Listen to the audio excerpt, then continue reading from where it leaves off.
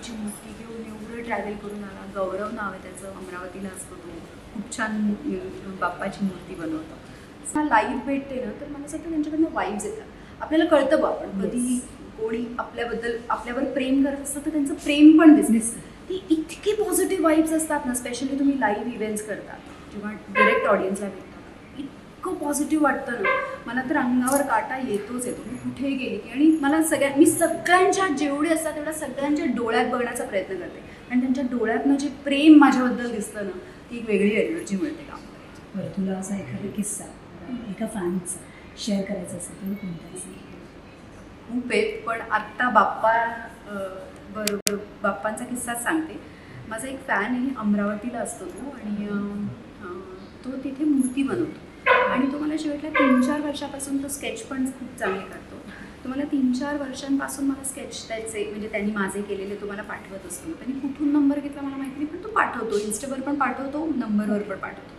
पण ऑफकोर्स एवढा वेळ नसतो की मी त्याच्याशी चॅट करू आहे ना. तर त्यांनी मला सांगितलं, यावर्षी मी गणपती बनवलेत आणि मला मानाचे गणपती तुम्हाला पाठवायचे आहेत. आणि माझं असं की अरे म्हणजे कसं तो मातीचे गणपती घेऊन कसं येणार अमरावतीहून आणि हे सगळं. आणि तरी तो बिचारा खरंच म्हणजे मला आधी वाटलं नव्हतं तो येईल म्हणून. मी तरी माझ्या आईबाबांचा ॲड्रेस दिला. मी सांगितलं बघू येतोय की नाही. खरंच आला तो काल ऑन द वे ट्रॅव्हल करून अमरावतीहून येणं, मूर्ती घेऊन, ती पण मातीची मूर्ती घेऊन, आणि माझ्यासाठी. आणि त्याचे बाबा नाही आहेत, आई एकटी असते, आईला सोडून तो असं. तर मला त्याला ते म्हणजे, आणि त्याचा बर्थडे होता त्या दिवशी, तरी त्या दिवशी मी त्याला भेटू शकले नाही, कारण त्यांनी ठाण्याच्या घरी बाप्पाची मूर्ती ठेवली. आणि मी त्याला सांगितलं मी नाही अवेलेबल. आणि त्याचा मेसेज आला की मॅम, मी आईबाबांना तुमच्या दिलं, तुमचे आईबाबा खूप चांगले आहेत, त्यांनी माझं खूप छान स्वागत केलं हे ते. आणि मग तो म्हणाला की माझा वाढदिवस आहे, मला खरं तुम्हाला भेटायची इच्छा होती, पण बाप्पा म्हणेल तेव्हा, असं त्याचा एक मेसेज होता. आणि मला असं वाटलं अरे यार, म्हणजे तो एवढ्या लांबून आला आहे तर मला भेटायचं आहे. मग मी त्याला सांगितलं मी ऑफिसवर तो ऑफिसला आला. मग मी त्याचा बर्थडे केक कटिंग केलं. आणि सो पण मला इतकं बरं वाटलं की मला असं वाटतं की अशी किती लोक आहेत ज्यांना खूप काय करायचं आहे आपल्याबद्दल, आणि इट इज ओनली बिकॉज त्यांना माझं काम आवडतंय म्हणून.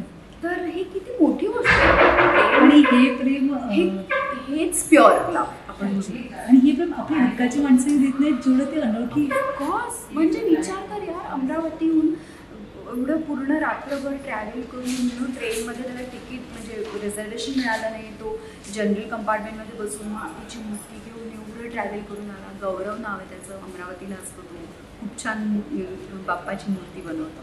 सो असे खूप आहेत, असे खूप म्हणजे. पण अशा लोकांची कधी कधी भीती वाटते तुला?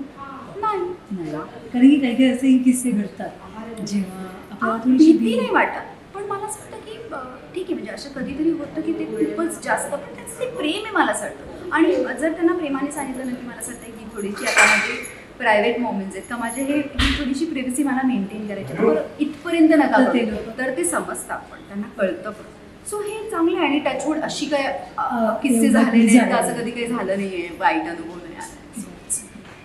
सो ती मूर्ती तू आणली तिथे? ती ठाण्याच्याच घरी आईबाबांची. सो ती घरी तू? येस आईबाबांनी अगदी प्रॉपर आज उद्या आता विसर्जन, 2 दिवस बसून त्याचं विसर्जन करायचं. आता बाप्पाकडे काय मागणं तुला? बाप्पाने जेवढं दिलं आहे तेवढं खूप आहे. आणि बस अशीच कृपा, असेच आशीर्वाद नेहमी द्या.